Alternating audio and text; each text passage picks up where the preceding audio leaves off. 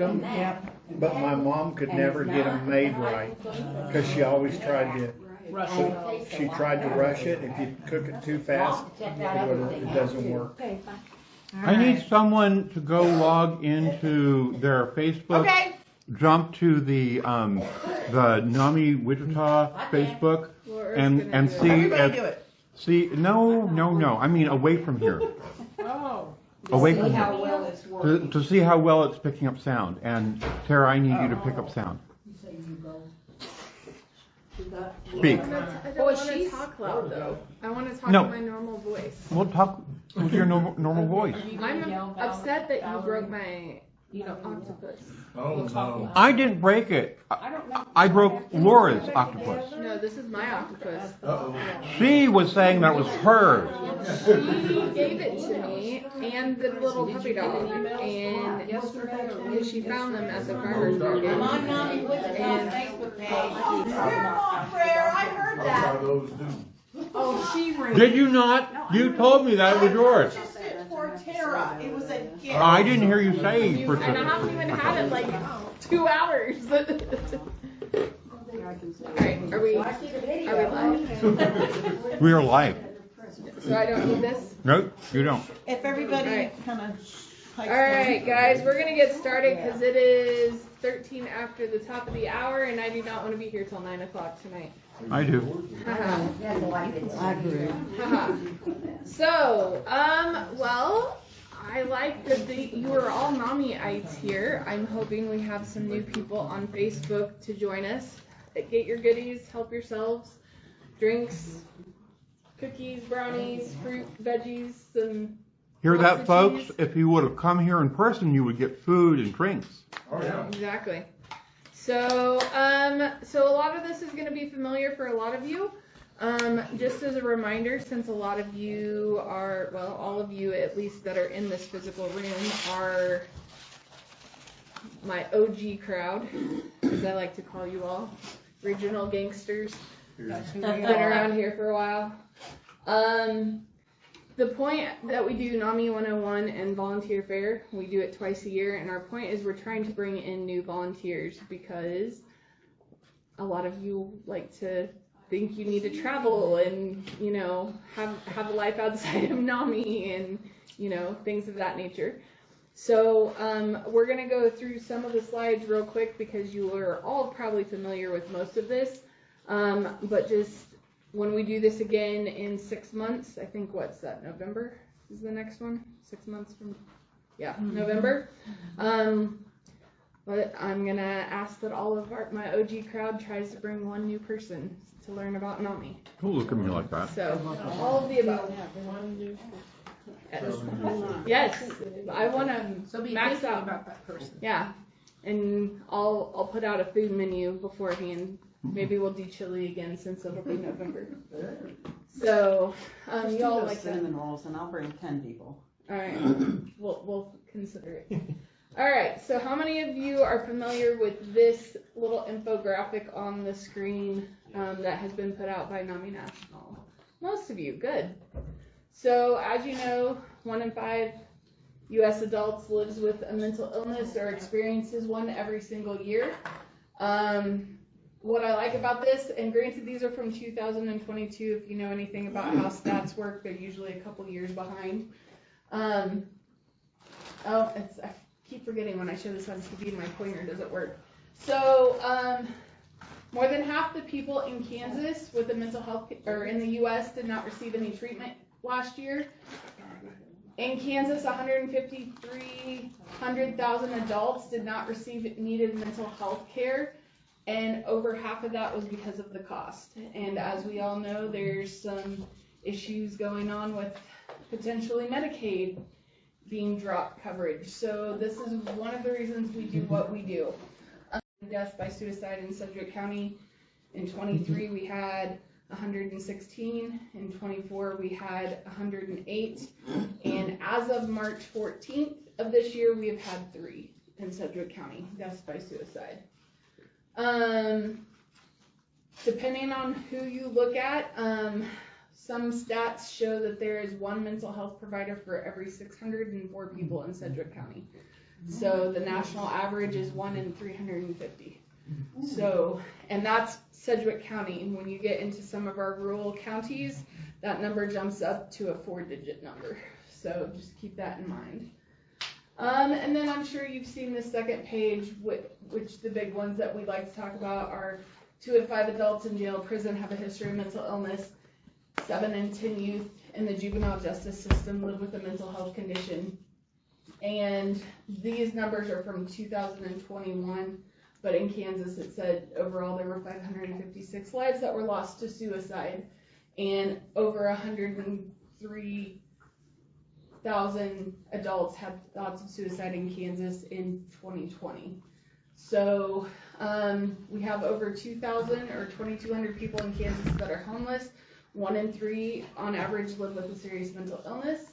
For those that don't know, the talk of the MAC Center or the Multi-Agency Center is going in right across the street here. The latest update is that Humankind is helping cover the gap, but it is now being run by its own board. So we are being kept in the loop, and we are working on potentially, if I have the volunteers, starting a connection recovery support group over there in the homeless shelter. As we know more details, we will keep everyone apprised. So everyone knows NAMI National, NAMI Kansas, NAMI Wichita, our resource line. We'll talk about our resource online. Everybody knows that our roles in the community is to educate, advocate, support, and bring awareness. We were talking in our board meeting just a little bit ago about what makes us unique to say like Mental Health America or ComCare, and it's the fact that our programs are free. We do not charge anybody for anything, and all of our programs are peer-led, whether it's family members leading family programs or peers leading peer programs. As you know, this is our NAMI belief system and the principles that we are all experts in our own lives, that we don't need to know everything. My absolute favorite is you can't know what no one has told you. Mental health conditions are no one's fault. They are biological, psychological, and have social aspects. They share universal characteristics. The best care and symptom management is a collaborative care approach, and that recovery is possible. So, with that, since we went through that really fast, since you are all familiar with NAMI stuff, we're going to talk a little bit about all of our different places that NAMI Wichita impacts our community and events, and where we could use volunteers.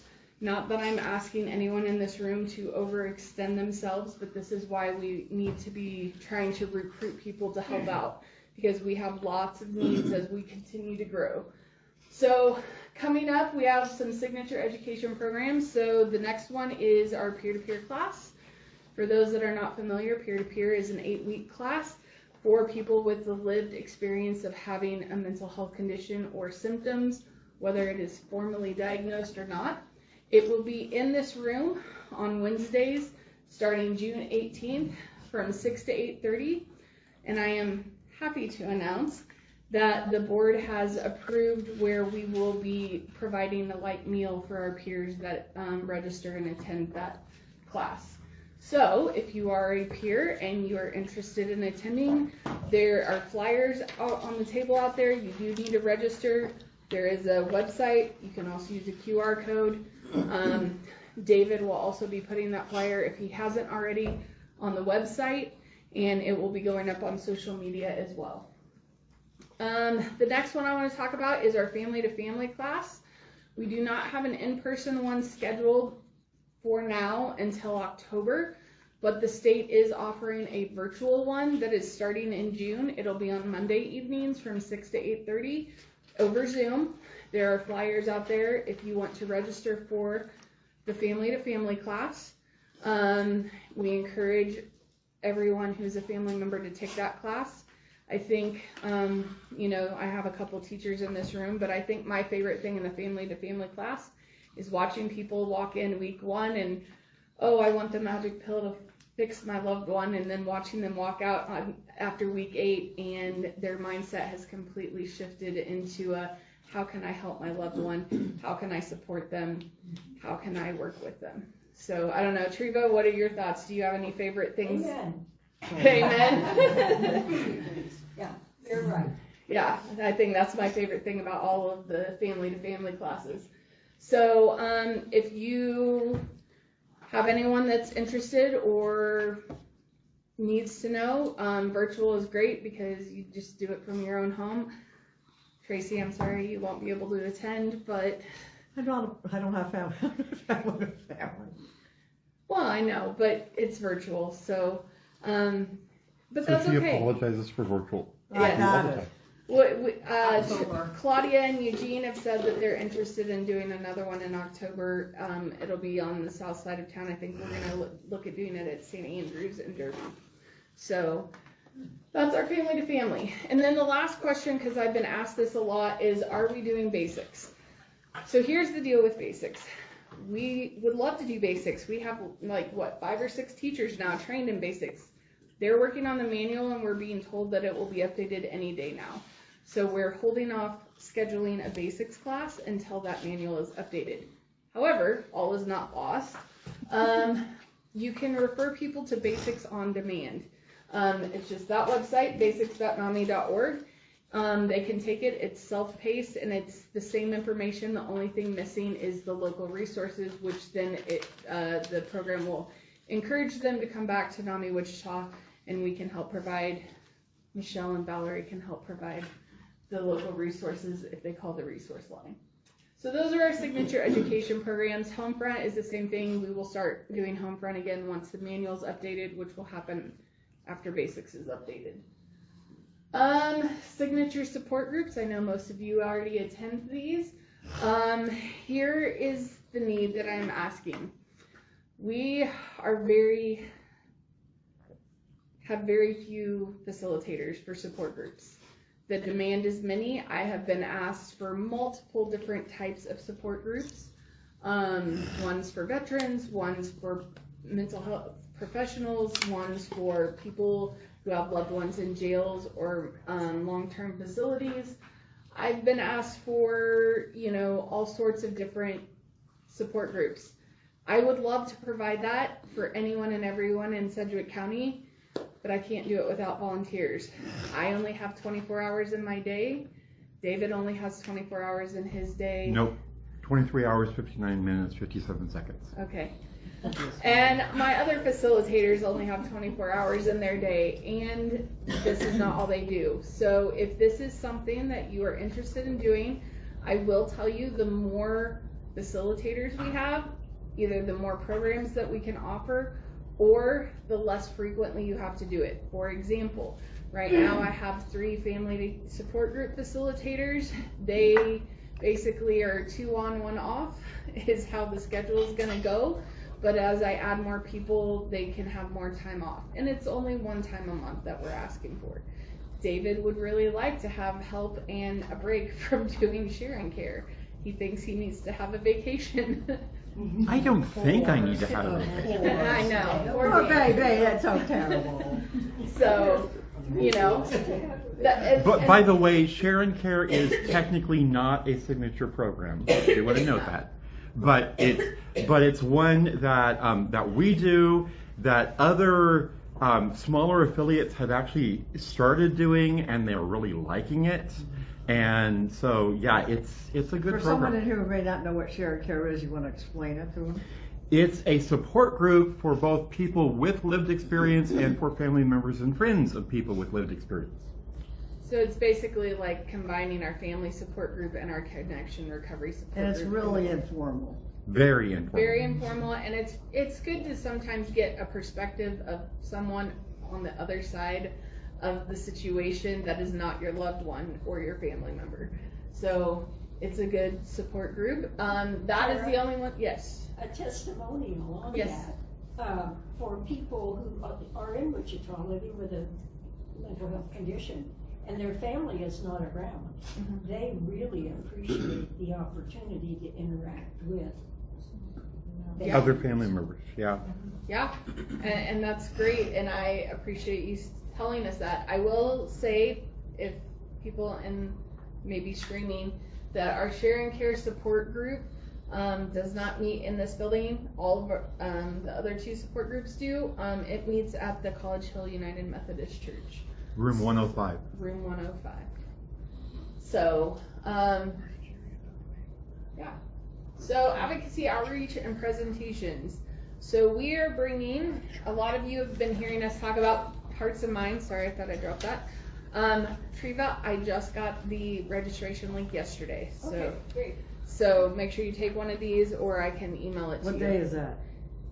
Well, it's 4 different days. Oh, did you put me in there? I haven't met because I didn't know it was up yet. She didn't. I just literally yesterday, like right before 5 o'clock, I got it. Who So teaches that? Laura and I will be teaching that one. Okay. So it's going to be held at the Walters Branch Library.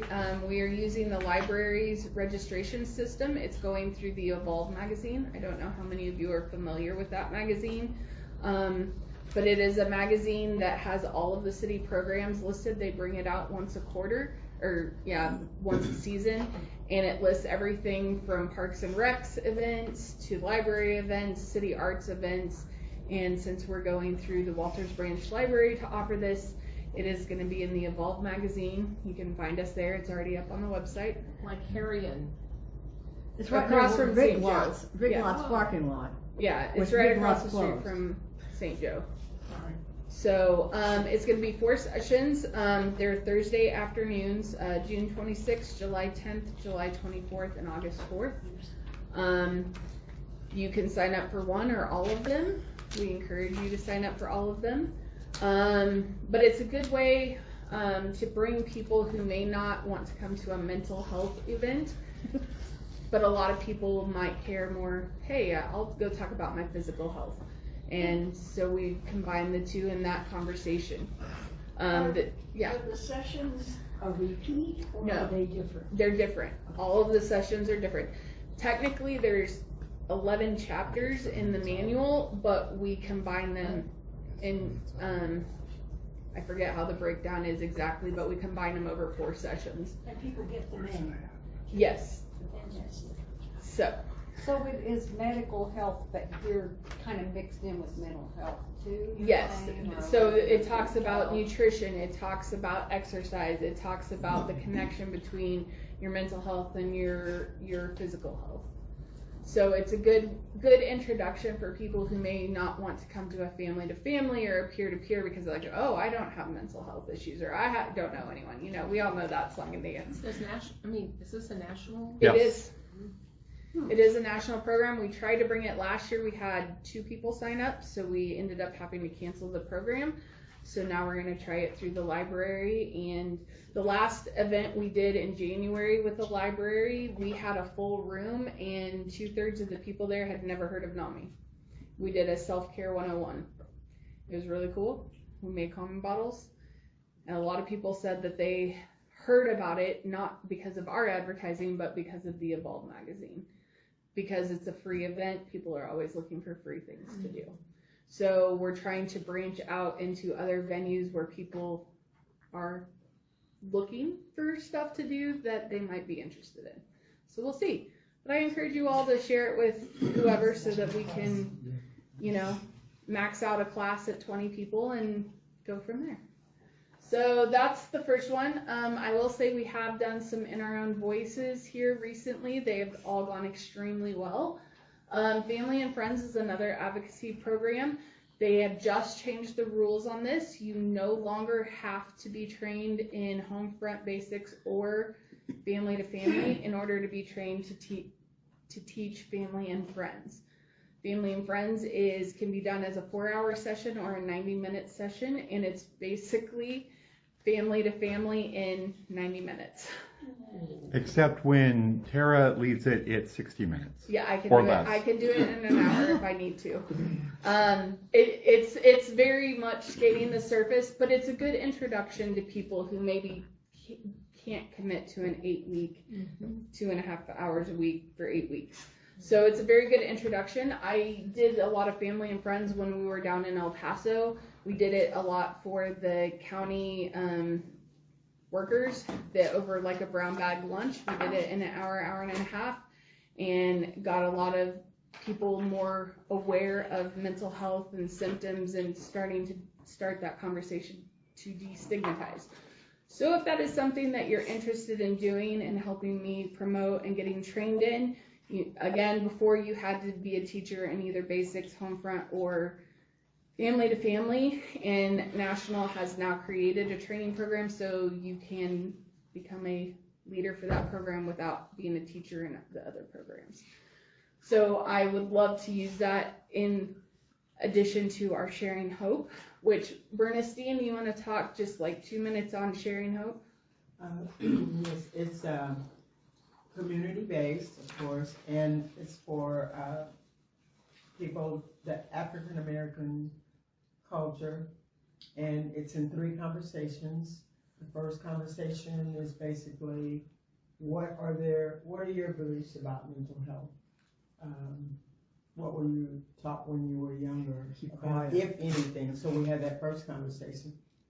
The second conversation, we have a professional come in, and we have it at the Urban League. The Urban League has said we can have it as long as we want, basically. One of the sessions we had, they were all men, and that just kind of really spoke to me. It was all men. And the third one, we review and do the resources, and Tara does a phenomenal job of letting the community know what resources are available, and then we take it from there. If they want to have more conversations, we continue it. Everybody that was there said they wanted to continue it, but for April, everybody had something planned. So we'll revisit that again. It's at the Urban League from, 2:30 to? It's usually about 2 hours, an hour and a half, 2 hours. We haven't set up the next series of conversations. We're waiting until after our Rooted in Strength program in July, so that we can get more interest in some of our minority communities.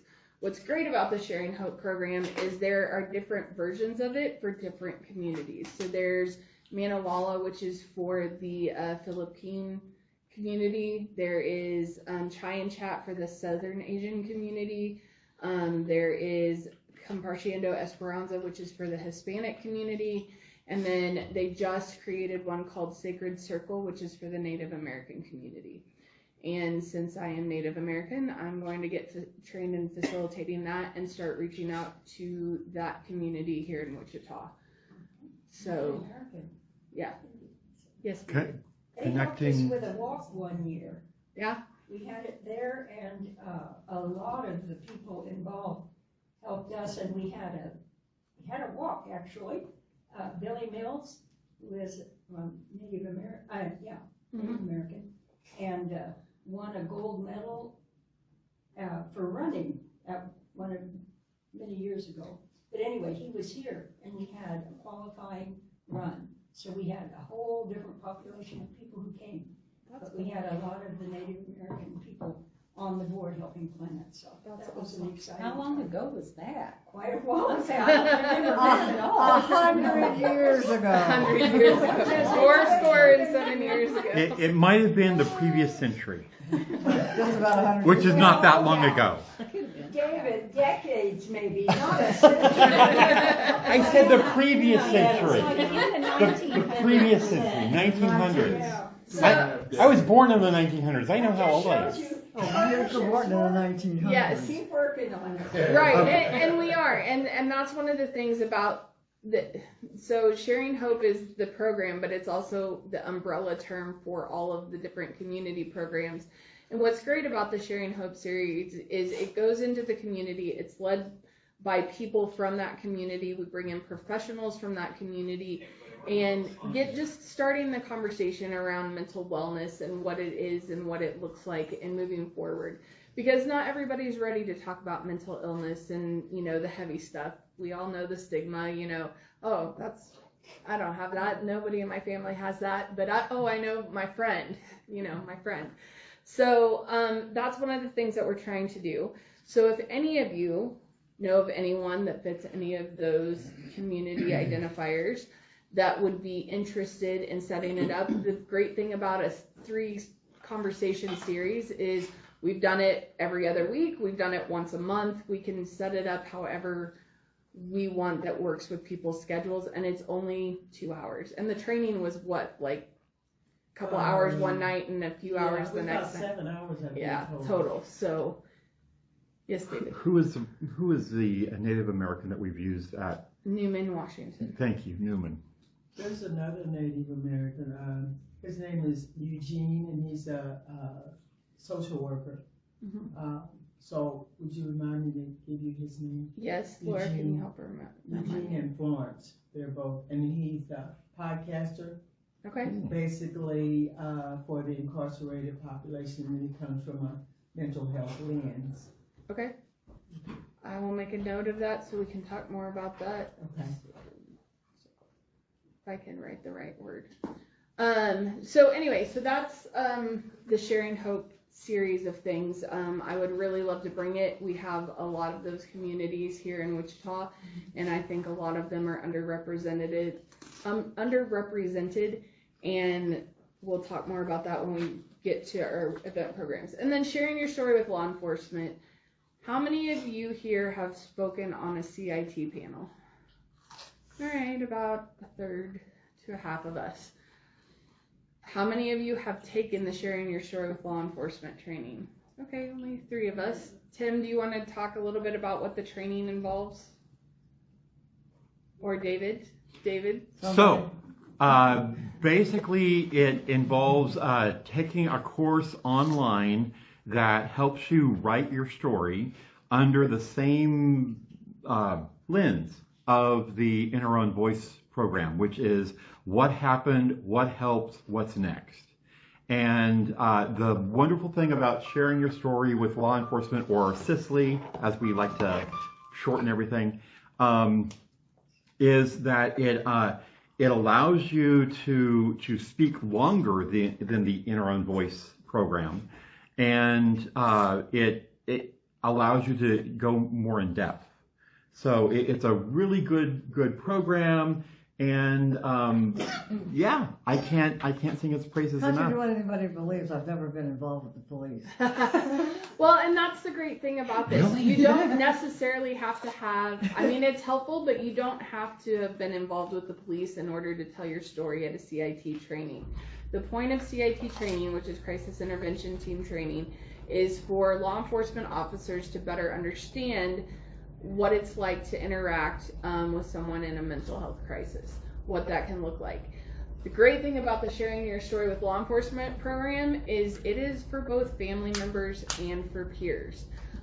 Because in CIT training, we have a family member panel as well as a peer panel. And so it's very important for people, especially if you want to tell your story, you want to make an impact on police officers, things they should do, things that have been helpful, things that may not have been as helpful. It doesn't have to necessarily involve interaction with the police. And it doesn't have to involve a negative interaction with the police either. I had one interaction and it was very positive. It was short, but it was very positive. Right. And so we're encouraging moving forward with as we're going through CIT. Those that have been on panels before are kind of grandfathered in, but we're looking for new volunteers all the time. And it's not because we don't like the people who are used to telling their stories, but we like to give police officers a variety of experiences and stories, both from the family perspective and the peer perspective. Fun, real life story. We did a CIT training at the beginning of April. It was a full week. And Joe was there, Trish did her story, David told his story, Tim told his story, I told my story. Is that all of us that showed up? Lynn was there, but she wasn't at she was a peer. Right. Right. Yeah. But the point I'm making of those people, the next Sunday after that training, we were all at the Open Streets ICT WSU and we were setting up the table. And one of the cops that was in the training was like right next to us, blocking off street traffic.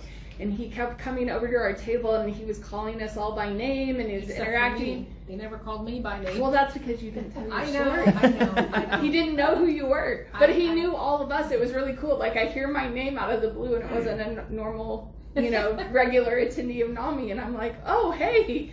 And he was very curious and he kept directing people to our table and, interacting with us and stuff. And it was super awesome to see them outside of that training. And I think we made such a positive impression on him that I know he's asked me for cards, and he came up to me after Lynn and I did In Our Own Voice, and we shared cards, and I guarantee that's how we start breaking those stigmas down.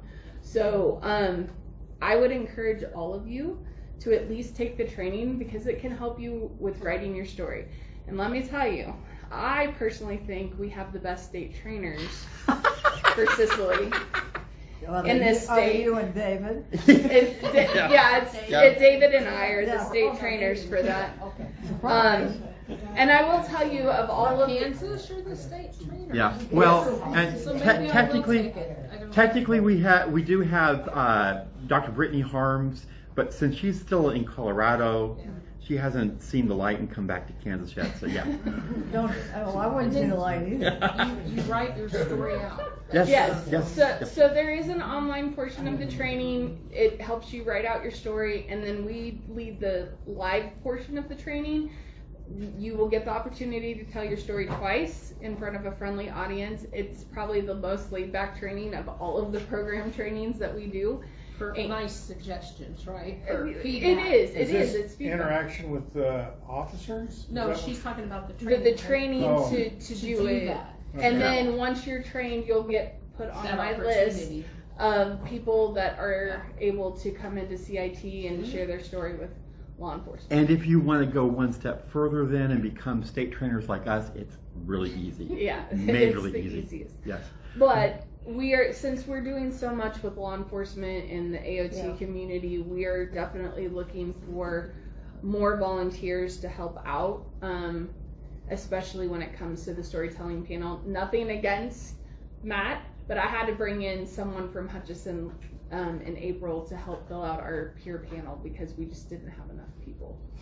So we're always looking for more people willing to share their story. I Yes. want to go to that training. When is the next one? Yeah, I think I will too. Do you want to do an in-person training? If we have enough people from Wichita, Sedgwick County that want to do it, we will do a state training just for our affiliate because both the state trainers are here, so we can do that.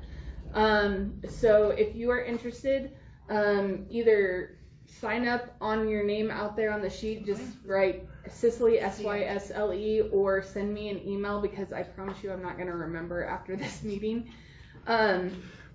Yes.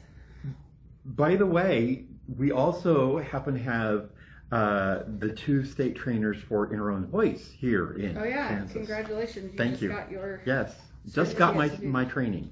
So It's you and who else? me. Oh, you. Okay. And after next week we'll have Boy, 2 of the Kansas is peer-to-peer scoring. state trainers as well, because me and David.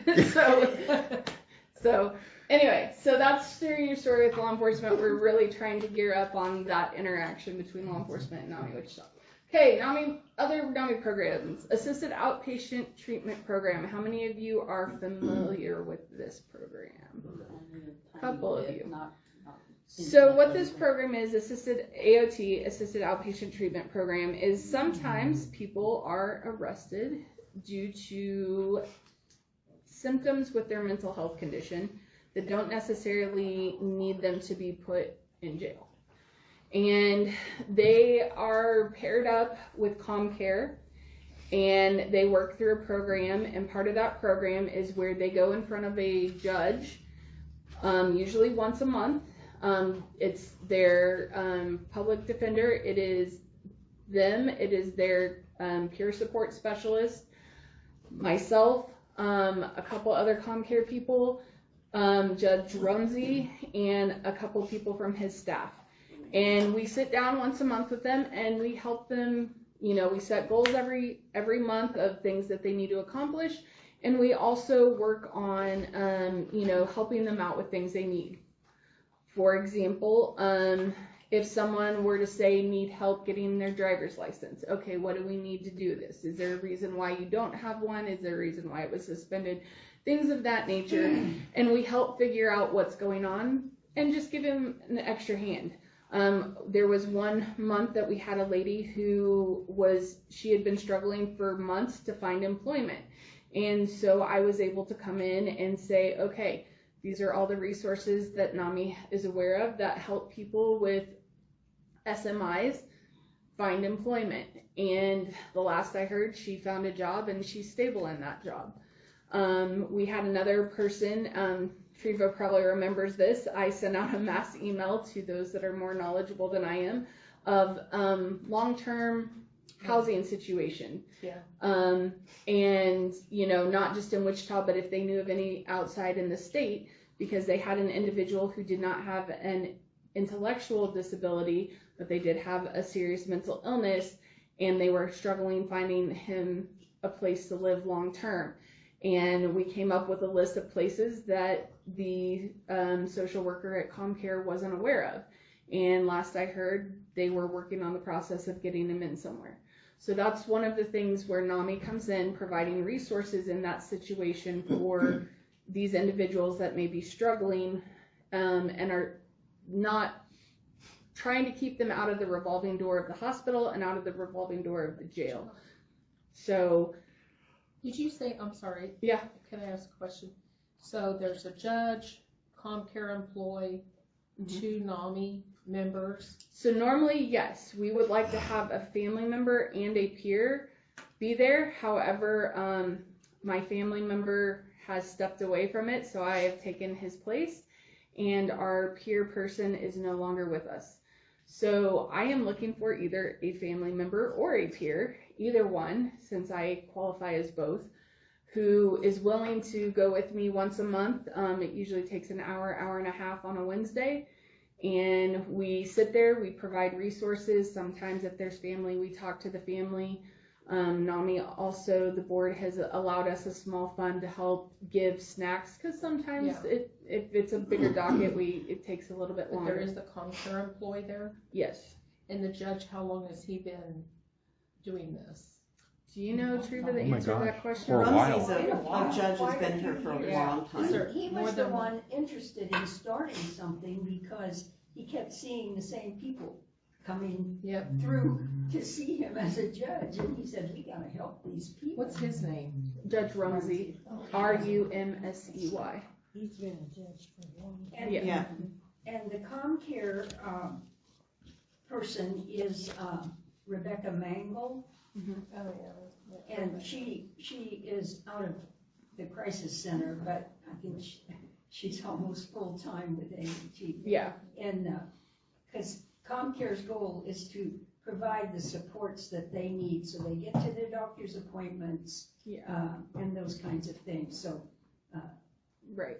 they're And that's- seriously involved. Yeah, they have the peer support specialists that are assigned to each of these people as well to help them through the process. Our job for NAMI is to provide resources, provide someone to listen, whether it's family members. Sometimes they'll bring family members and talking to them. We just had a couple of new people start at the beginning of the year, and they're a little overwhelmed with things, and that's kind of what we do. Sometimes we're in the meeting with the judge, sometimes we're out in the hallway talking to them, and it just depends on where we're needed. Not to counsel, just to support. And people graduate from the program. Yes. Once they are stable in their own living situation or whatever their issues were, they can graduate. And what's really great about the graduation isn't us telling them that they can graduate. The judge is very adamant that, do you feel you're ready to graduate? Because if they don't feel they're ready to do it yet, Then they're not. then they're not. And sometimes it's a step process where maybe they don't meet every month, maybe it's every 2 months or every 3 months, just to see how they're going along in the process. So it's really cool. If you like dogs, Judge usually brings his dog. Oh, God. I'll go just for that. Right, exactly. So it's really great. I'm just looking. I mean, discuss it with me and I'll see about what I want to do it or not. Okay, there's a lot. I mean, it is very confidentiality. You can't talk about cases outside of the courtroom. But it is. I'm glad that Jerry brought me in when he did, because I have been able to see graduations and I have been able to see new people start, and I have. It's pretty cool. It can be kind of heavy sometimes, but it's cool, and it gives me hope. And I make sure I bring, I'll make sure I have peer-to-peer flyers when we go in May, and I'll bring a couple family to family in case family members are there, and it's just a great way to provide resources. So crisis intervention team, we kind of already talked about that. We're always looking for volunteers that would help out with interim voice on our panels. Coalitions. Laura, you want to talk about this a little bit? Sure. What is it? The coalitions that we're part of. So basically coalitions are groups within the Sedgwick County area who meet based on a specific need. So for example, a coalition, the coalition that I'm on is the Sedgwick County Suicide Prevention Coalition. And that's made up of people across the community that are interested in suicide prevention. So our goal at NAMI Wichita is to have at least one member on every coalition here in Sedgwick County. We strive to have board members on at least 2, but again, understanding that all of us are volunteers, including the board members. It's up to all of us to really help get out there in the community, and unfortunately we all know NAMI Wichita is kind of one of the best kept secrets in town, and so the more coalitions that we can be involved in, the better. Most coalitions meet once a month, and so it is typically not a huge commitment, and if you miss a month, that's okay. It's important for us to be in places where these mental health conversations are taking places.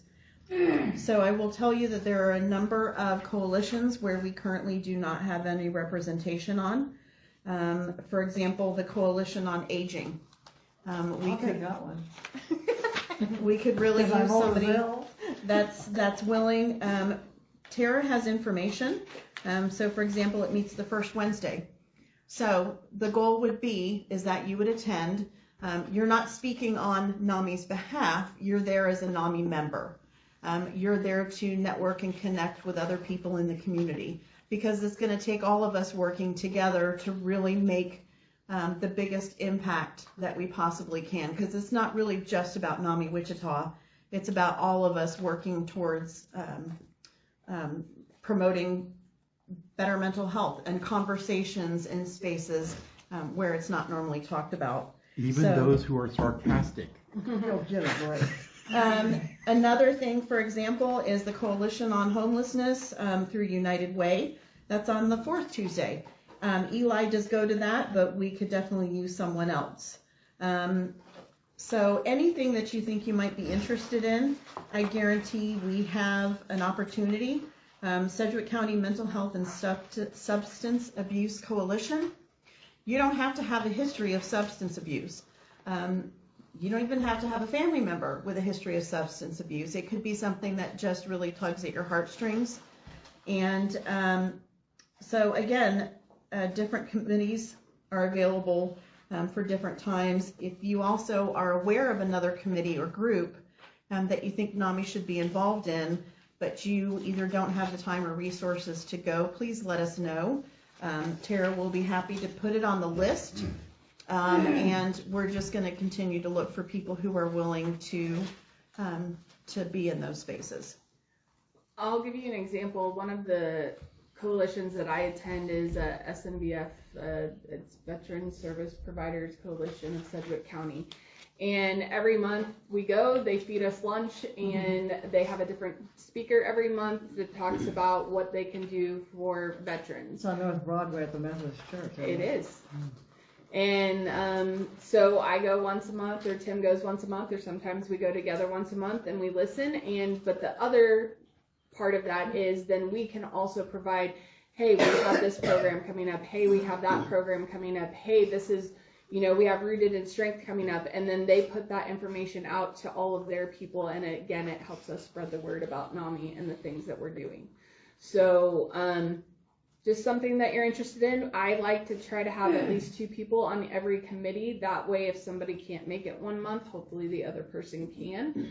Sometimes that's not always doable, but that is kind of the goal. And I do know that there are some coalitions. I know Treva's on one that it's an appointed, and Valerie. And Valerie, Yeah. we're appointed by county commissioners. Yeah, right, exactly. So that one you obviously can't just volunteer for, but a lot of them are, you can volunteer for. We have the information on when they meet.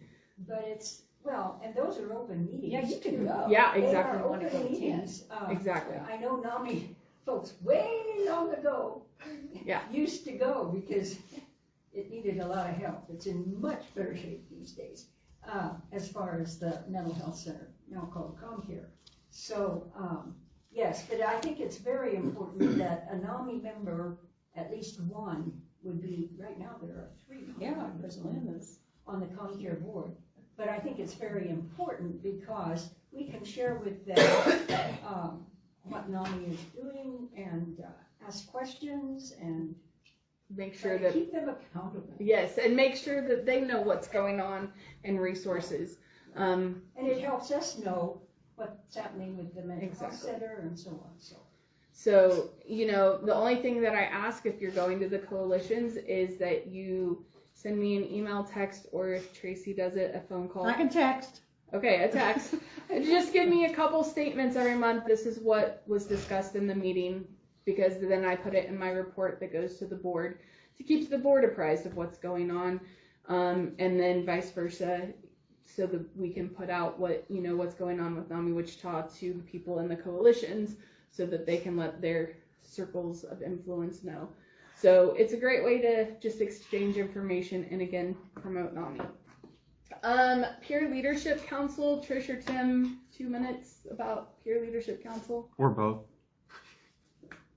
Peer Leadership Council, really we have a network throughout the state.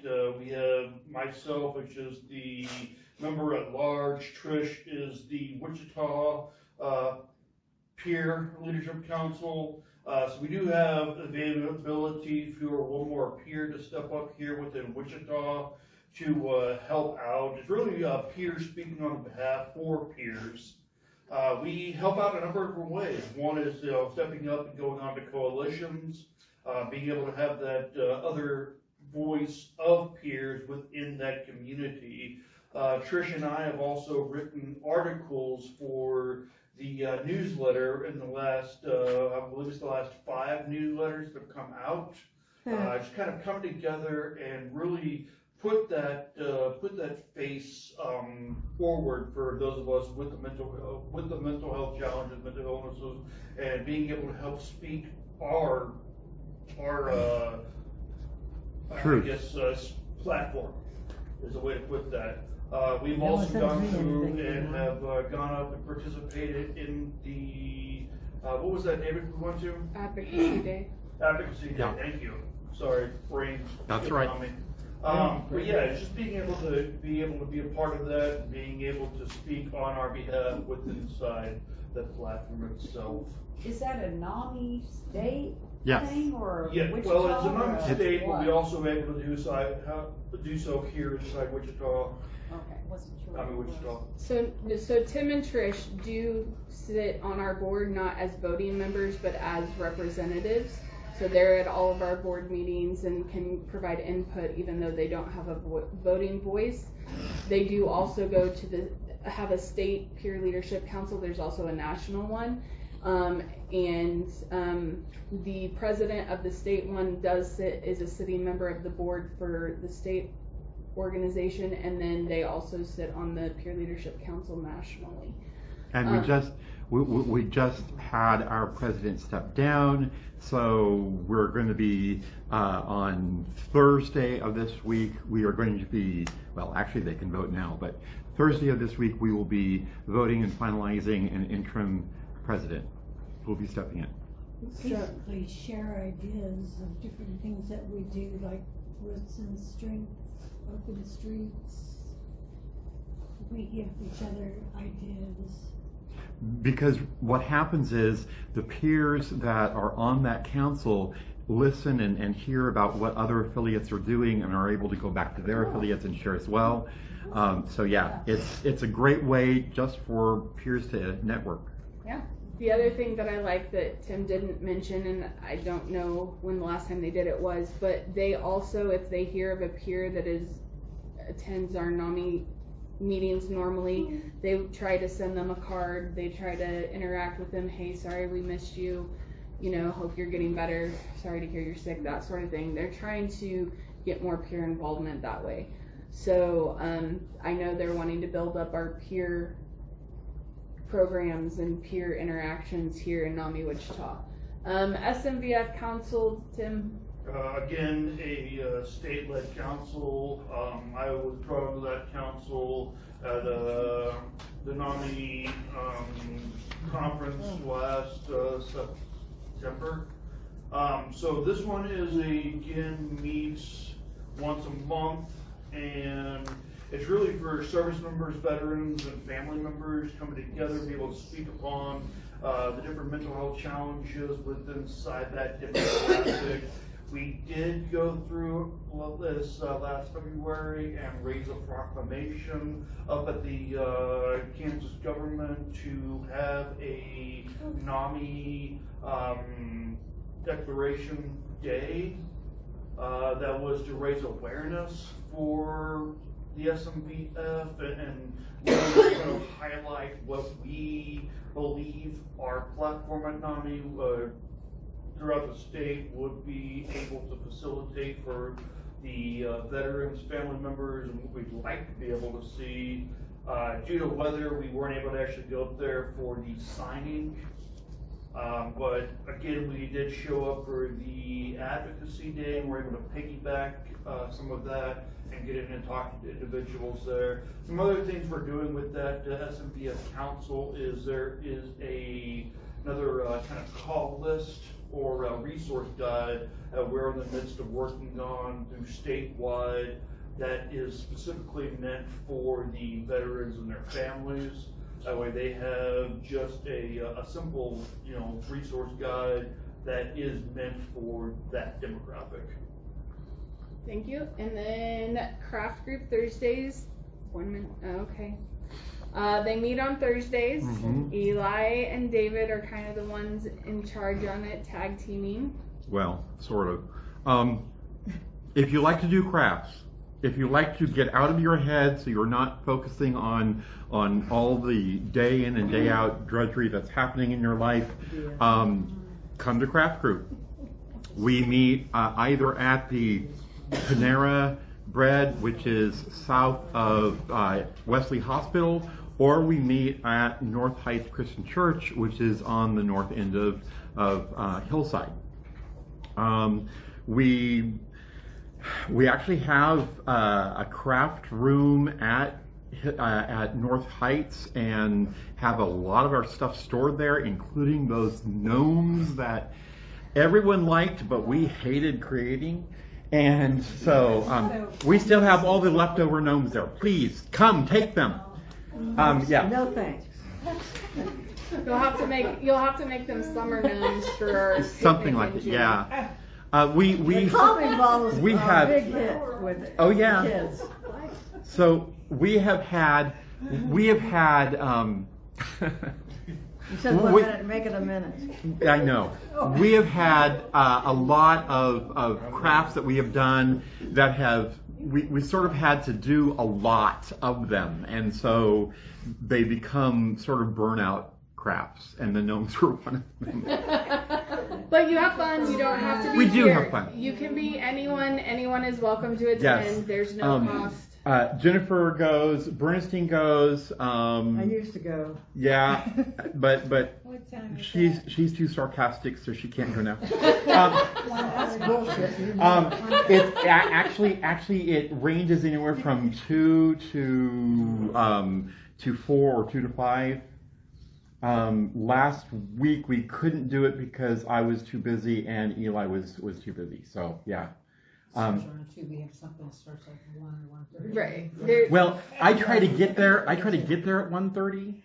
So yeah. All right, we're moving on because we're running out of time. So resource line, sorry ladies, Valerie and Michelle run our resource line. I love them. They send me all sorts of information and volunteers, and they're great at it, and I appreciate them. You guys don't have any volunteer needs at this time, do we? No? All right, moving on. All right, committees. Laura, you get to talk about this one. These are our board committees. Go ahead. These are not all of them, but those are the main ones that we need help with. El Presidente talk. Okay, so one of the things that the board does is looks at NAMI Wichita from a strategic level. And one of the things that we had identified are some, strengths, weaknesses, opportunities, and threats. And so from that discussion, we had identified a couple of areas that we need additional assistance with. And so the first one is the community awareness. And that involves everything from the newsletter to our social media. We have decided to transform the newsletter into a quarterly. That's fine. Just send it to me. It'll be out every quarter. Because she needs that paper stuff, that paper trail. I'm a paper person. If anybody is interested in participating as far as like an article or contributing any specific ideas, please let myself or Tara know, because again, or writing the newsletter or contributing an article. So just let Tara or myself know if you're interested. We also are really seeking someone who has website knowledge.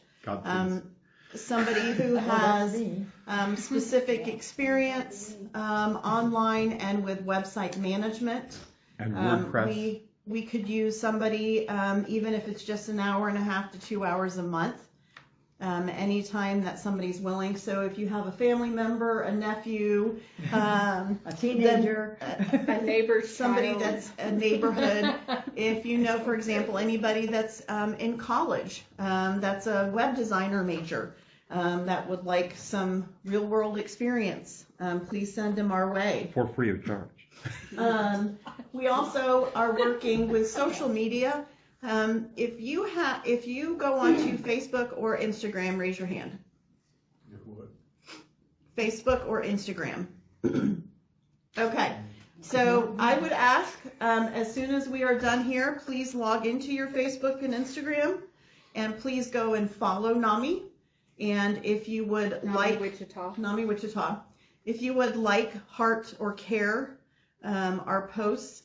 A thumbs up is always great, but because of the way the algorithm works, a heart or the caring emoji actually works better with the algorithm. Doesn't mean a thing to me. The one with the face and the heart. And the heart. Oh, okay. Yes. So also, if you would comment, that's a really, really big thing. And Joe actually is really excellent at doing that. All you have to do is comment and say, yes, NAMI programs are great. So, for example, there's a post that just went out today in celebration for May is Mental Health Awareness Month. And it talks about sharing your story. If you would just go online and comment, NAMI Wichita has great programs. NAMI Wichita is committed to mental health in the Sedgwick County area. So again, I'm not saying it's easy. I'm not saying you don't have to read the material, but just any comment, because the more comments and the more interaction, it's going to be sent to more people's pages. And that's free advertising, basically. So social media, Instagram, and Facebook, if you would please like, follow, and comment. If you don't go on very often, just literally like and comment on every single post and go as far back as you want. Please share the posts. Our next big event coming up is the Minority Mental Health event, which is in July. It is actually on our Facebook page. It is saved as an event. So you can go on there and mark that you're interested in it, and you can share that event with all your friends, with everybody on your page. Even if you only have one friend, that's okay. So please do share the event. We are volunteering for that one, Tara. I know. I have you down. Yeah. We could use definitely all the publicity that you could possibly provide. You have a friend? For fundraising and grants. I don't have any friends. I have you.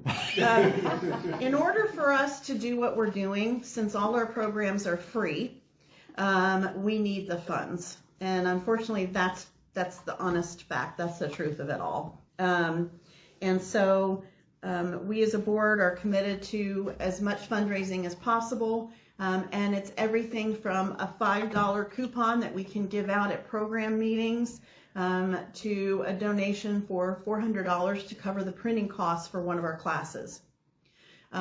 So any opportunity that you can see, it's a business, a restaurant, it's a bookstore, anybody that you think might be willing to donate or contribute. We also have an opportunity, our resource guide that we publish every so often. We do have an update that we are ready to publish.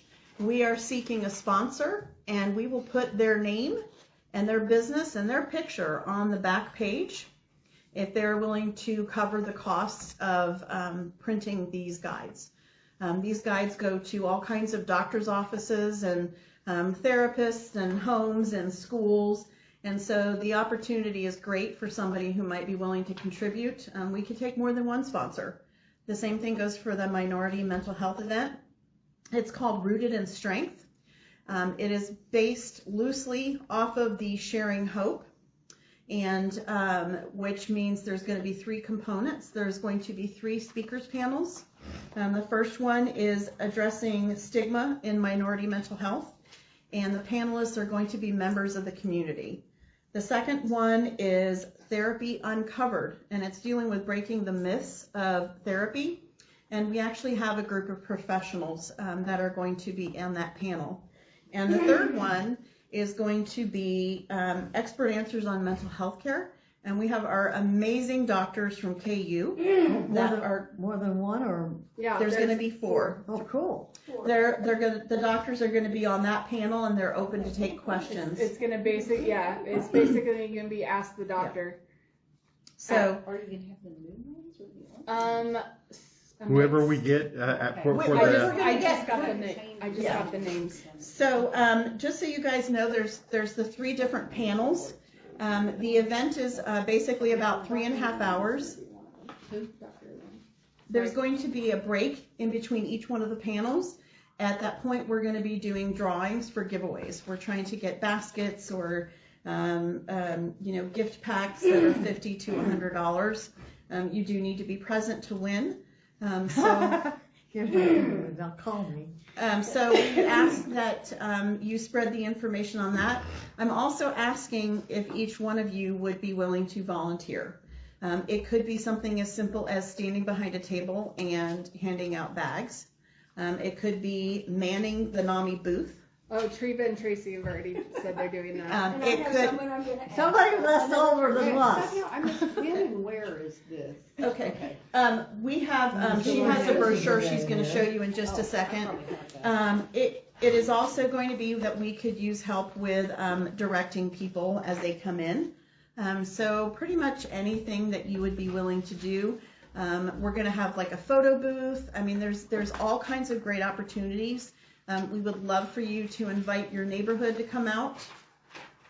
If anyone knows anybody that's really good with kids, we were going to have a kid area, kid-friendly area. People that love kids. Another thing that would be great is that if we could have, one of the pastors that you met with. Does anybody know a Sunday school, a youth group or something that would be willing to host? And there's no money involved, but basically there's going to be a kids table with coloring and some other things. And so we could use a group of teenagers from a church group that could sit there and interact with the kids. So anybody here would be willing to do that as well. So if you're interested, we can find a place for you. The event, actually, the doors open at noon. It closes at 4 p.m. It's going to be at the WSU Metroplex, and it is on July 19th. July 19th. So we will continue to post. Right? Yes. Yes. We will continue to post additional information. We also do have another huge event coming up in October, which is our candlelight celebration, which we have every year. Last year was amazing, and we're hoping to increase it even beyond last year. I again ask if everyone, it is October 5th. It is a Sunday night. If you would put that on their calendars as well, we could use all the volunteers possible. We're still working out what the speaker is going to be, but we're really excited. We're going to have vendors at both events, so we could really use your assistance in volunteering. There's also other opportunities, for example, assisting at the tabling events. We can actually walk you through things that you might want to say to people who come up. If you're interested, we can give you a 2-minute spiel to give, because sometimes it is actually intimidating when somebody walks up to you and says, "Who are you?" We say, "Do you know who we are?" Which actually I would counteract with, that can be a little intimidating to them. They came to the booth. There's a lot of different ways to do it, and so anything that you're interested in, we would appreciate your help. So there's lots of volunteer opportunities. The picnic coming up in June, we're going to send some additional information out about that. We are going to have bingo again, so we're really excited about that. There is prizes for bingo, and that is going to be held at June 7th at the Machinist Union, which is where we had it last year. So we're excited about that. And then of course we will have the annual Christmas event, awards, dinner, all kinds of fun stuff, and that'll be the first Tuesday in December. Last thing I'll mention is the advocacy committee. We are looking for people to advocate for mental health. Part of that could be joining a coalition. Part of that could simply be telling people about NAMI. So one of the other things I would encourage you all to do is to think about your story. When you meet somebody and they ask, "Why are you involved with NAMI?" What do you say? I drank the NAMI Kool-Aid. And what do you say that makes them want to get involved if they don't like Kool-Aid? Again, it's one of those things where I know why I'm involved with NAMI, but can I convey that in 2 minutes to somebody who may not know my story and may not want to know the dirty details? So there's lots of opportunities if you think of it that way.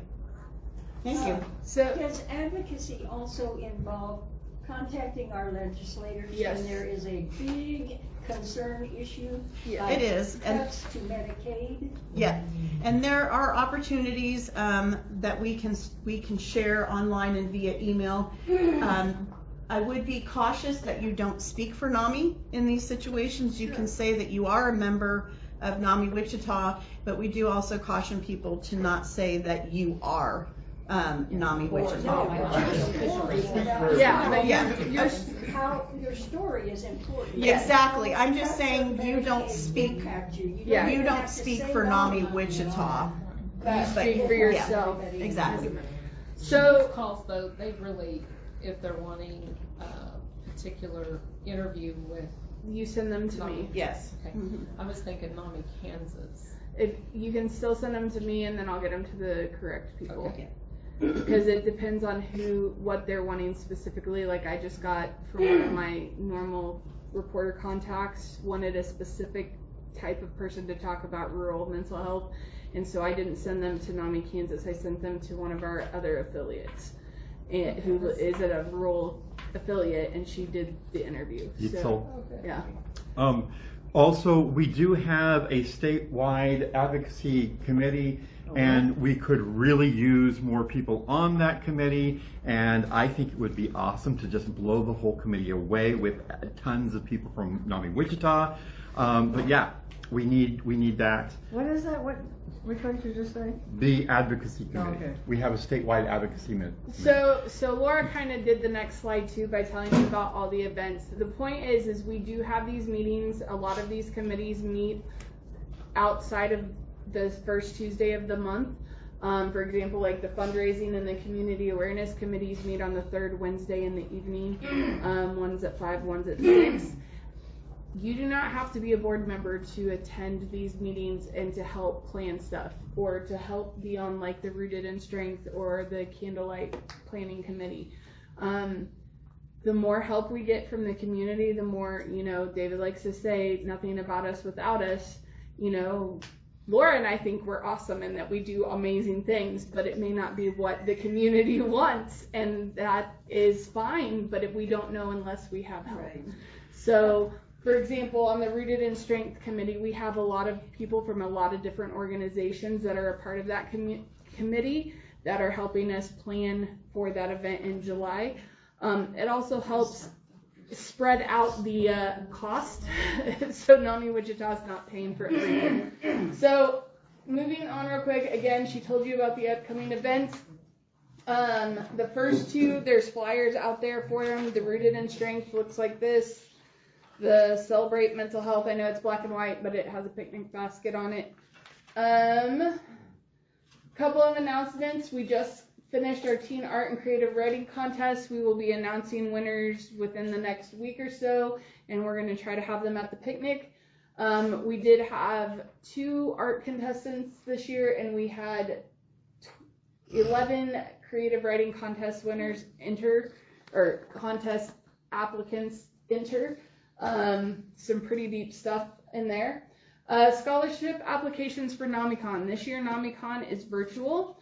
There are scholarship applications. I sent it out in the email that got sent out yesterday through Constant Contact for the non-technologically inclined but still want to go to virtual. I have 5 copies of it printed out here. I know it is a long application. I apologize for that.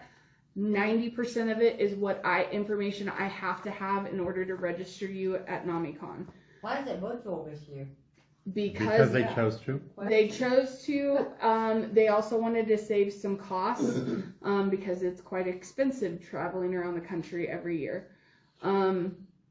So NAMI Wichita, the scholarship will cover the cost to register, which is, I believe, $40 for just members. It's $29 for peers, and non-members, I think it's like $50 or $60. So, but like I said, 90% of the scholarship application is information I need to give to NAMI if you are selected to get a scholarship. The other 10% is to make sure that people who are active in NAMI Wichita and contributing to NAMI Wichita and involved with NAMI Wichita are the ones that receive the scholarships. Obviously, if somebody comes in off the street to apply for a scholarship, they will probably likely not get it, but everyone in this room I would say qualify, because you all are very consistent about coming to NAMI Wichita stuff. Can I talk about fundraising really fast? No. Outside the box? No. She said no, shut Wow. Okay, fine. Now, David, we need to have a report on the walk, right? Mm-hmm. That is a major fundraiser, and we can do much better, because this year, at least to date, the Wichita total raised was just about $6,000, $5,920. So, but we can do better than that. So next year, think about it now. The walk will be coming, and individually, by making contacts with people you know, I mean, $10, $10, it adds up. So that is a major one, and I think we really need to look at that as a major fundraiser, because we will get half of that, about $6,000 back. So I will say at the board meeting today, it was discussed on how we're going to move forward with NAMI walks, if we are going to keep going with NAMI Kansas, or if we're going to try to do one down here. The board is working on that. That has been left to the fundraising committee. So if that is something that you're wanting to look at moving forward, please reach out and we will give you the link to the fundraising committee. Our subcommittees meet virtually over Zoom. Real quick, because I know we're coming out of time. Upcoming tabling events, we've got 3 this week. We've got one on Thursday from 9 to 3 at the extension office. 10th, we have one in the morning downtown, and then after that, we're going to Sedgwick County Park for children's mental health events. Anyone and everyone that wants to help out, we would love it. We're doing calming bottles. Other volunteer opportunities. Resource guide, I know Laura said we're done. We are like 95% of the way there. Hearts in Hand, we are part of a veteran art coalition that has just started up. We are going to start contributing to that because the event is going to directly impact veterans who have reached out to the VA with suicidal ideation. So that is a potential for 1 or 2 people to volunteer at, and that looks like that's the end of my slideshow. So there's other opportunities other than that. We mentioned several of them. We're always looking for photographers. We're looking for people to, like we said, run the website. We're looking for people that can really like to run databases. We're looking for people who want to run errands, any and everything that you can imagine that volunteer. We would love to have people do it.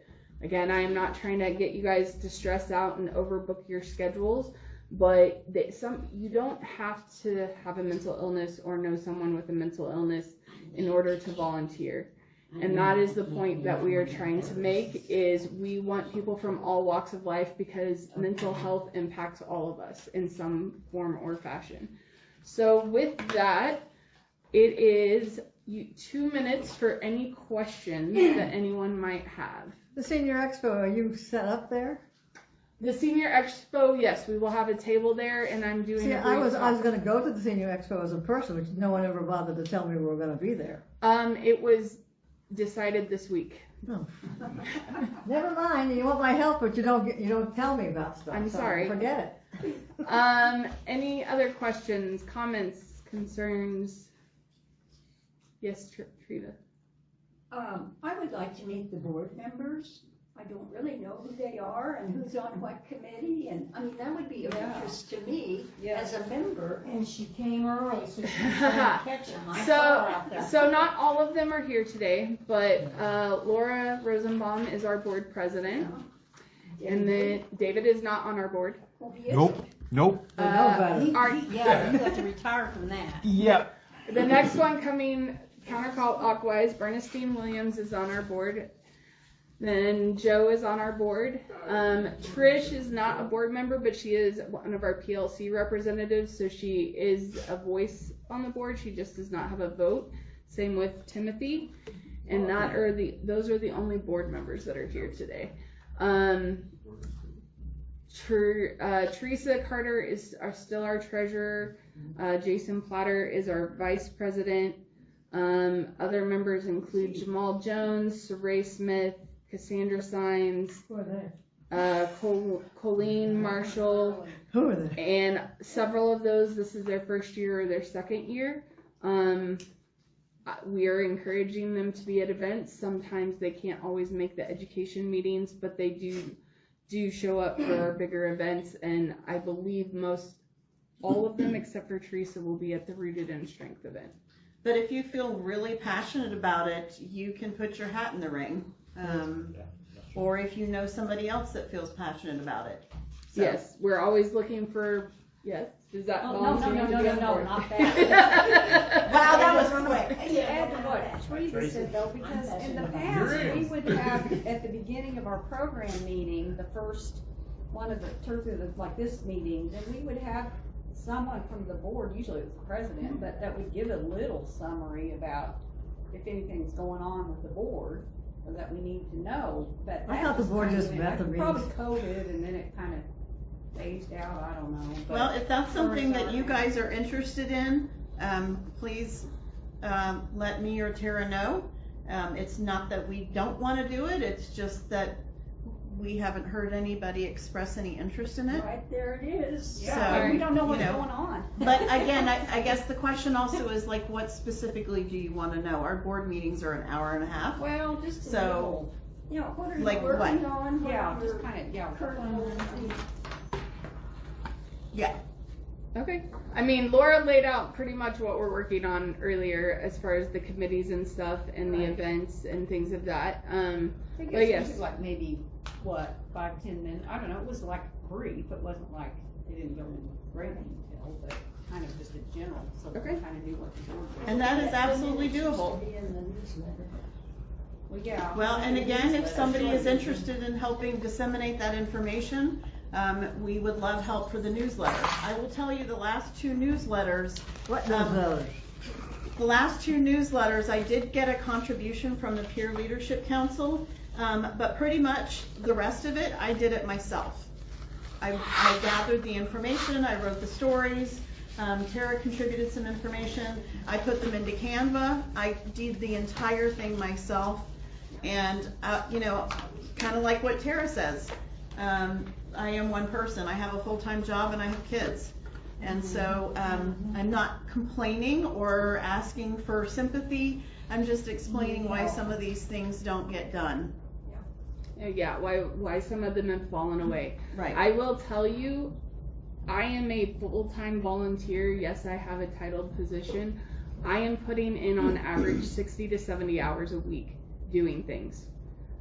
I have to take breaks for my mental health. You better self-care. Right. But if I don't do it, if Laura doesn't do it, if I don't convince one of you guys to do it, it doesn't get done.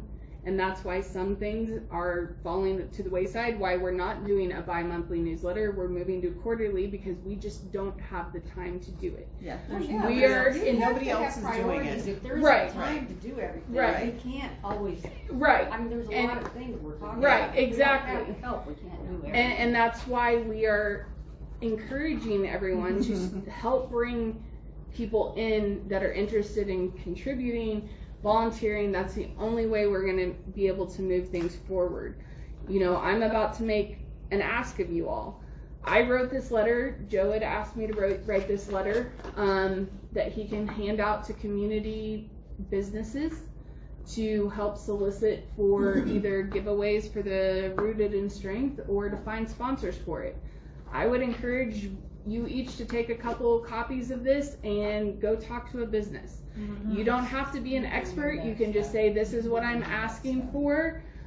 Here's the information. It has my personal cell phone number on it and my email address on it. I told everyone on the board, you don't have to ask them for a specific amount of donations, but if they're interested in sponsoring, get their information, give it to me. I will have that conversation. That is my job. That is what I'm supposed to be doing. I just don't have time to go knock on businesses' doors. If everyone in this room hit up 2 businesses, that's what, 2, 4, 6, 8, 10, 12, 14, 15, 16 people, that's 32 businesses that we didn't have in contact with before this day and time.